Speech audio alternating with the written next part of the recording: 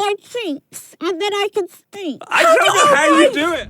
Hayley and Simon, most importantly, let's not talk about Mission Impossible for a moment. Let's talk about GCSEs and the way to remember things, because Simon Hayley has the way to remember something for geography. Yes. Yeah, okay. I remember at primary school, I had to come up with something that reminded me how to differentiate between rocks, different kinds of rocks. As you do, yeah. So I came up with this, which for a 9-year-old thought was pretty good. Rocks everywhere. Igneous are very rare. Metamorphic, change in form. Sedimentary, on your lawn. Wow. Oh, that's ridiculously good. Thank you. I need you to text me the transcript of that, because my daughter has a GCSE in geography the day after the Mission Impossible premiere, which she cannot attend for that reason. Look, she needs that. If she has that, she can come. Darling, you can come to the premiere because Auntie Hayley had arrived. Sorted you out, don't you worry. You were 9 years old when you did that. I remember it was at primary school, yeah, and then I kept it for GCSE geography later on, and I got an A star for geography GCSE. That was a particularly strong point for me. I don't know why. I was so into crop rotation and organising landmass. I was really into. I'm so pleased it's been so useful in your career. There you go. And now look at you. So dog sledding, snowboarding, lots of very cold temperatures. Mission Impossible. Svalbard, the Arctic, -40, got around to with the wind chill, and we had a guy who took us through... Michael the Mountain Man. The survivalist explorer who took us through all the important protocols for working in those kind of extreme temperatures. And he was also on frost nip duty. So Frost nip duty? Yes. Yeah. So, Simon, do you want to explain what that is? He would monitor the takes, and frost nip is the precursor to frostbite. So the first thing your skin does is go very pale and almost sort of waxy and translucent. If that starts to manifest, you need to warm up straight away, otherwise it will develop into frostbite, which was happening to Hayley and I every 2 or 3 takes. We were trying to shoot this scene when we're shouting at each other over the snow, and they had to come on set with hairdryers and hand warmers to put on our faces. Mm-hmm. I mean, so somebody is literally looking at you carefully to see if your skin's changing colour. Yeah, the makeup and Michael, yeah. Yeah, and then he had a flask of hot chocolate, which he kept on giving me in between takes, so I really appreciated. And the Favoritism. Did you not get any hot chocolate? Not a sausage.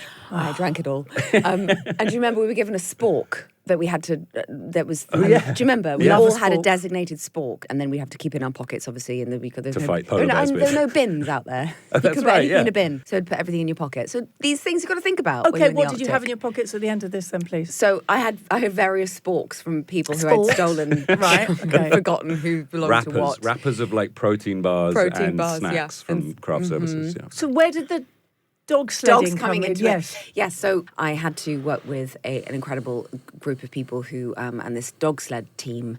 And the main thing for me was that you can't fake that trust between an animal and its handler. It's so pure and it's so important for the sake of the film. So I spent a lot of time with these dogs. We all fell in love with these dogs. they We all were had gorgeous. our favourite. Yeah. Texas was mine.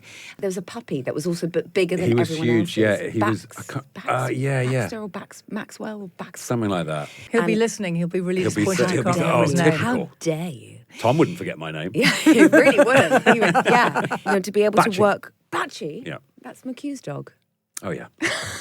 Damn it. Sorry, Can you just keep imagine- naming Can dogs. you imagine a miniature schnauzer on that sled? Yeah, no way. No, no hope. He's a big No hope. beast of dogs. Yeah, yes, and they're worker dogs, and they love it. Like the minute that they you're on this sled and they go and they have the freedom to run, they just run, and they're built for it. They want it. They're productive, busy dogs, and you have to make sure that the relationship between you is that you are still controlling the pace and the length of time and where you need them to turn.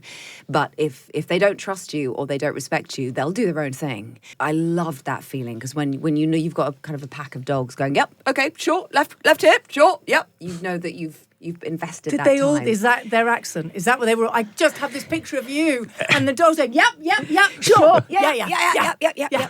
But Norwegian. Yes, I was going to say. We were like maybe 500 miles from the North Pole, and we stayed in a town called Longyearbyen, which is the furthest, most northern settlement on Earth. And in Longyearbyen, nobody locks their cars because if a polar bear walks into town, you need to be able to take shelter immediately. So there's this tacit agreement between all the people that live in Longyearbyen. No one locks their cars because if you see a polar bear walking down the street, Get you into need the to be able nearest to car. get into the nearest car.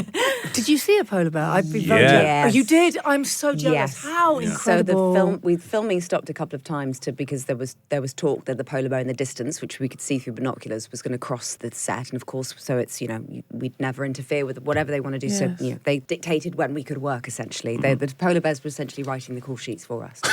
But then there was one moment where we were in the icebreaker in the evening playing cards and hanging out, and I just heard the sound of people like exploding with excitement on deck, and we ran up, we were putting all our layers on as quickly as we possibly could, and this beautiful, luckily for us, well-fed looking polar bear walked towards the ship and started to sort of paw up against the ropes and look through the portholes, and was just kind of confidently curious.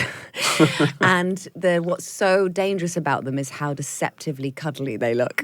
I found it very moving. It was I was quite going to say, I majestic. actually feel quite emotional hearing It you was talk about beautiful. this. There's no way that I'd ever have that opportunity in my life to have that experience had it not been for this job. So that's something I'll always take with me. So, because it's called The Final Reckoning, I've read that Tom said this isn't the final.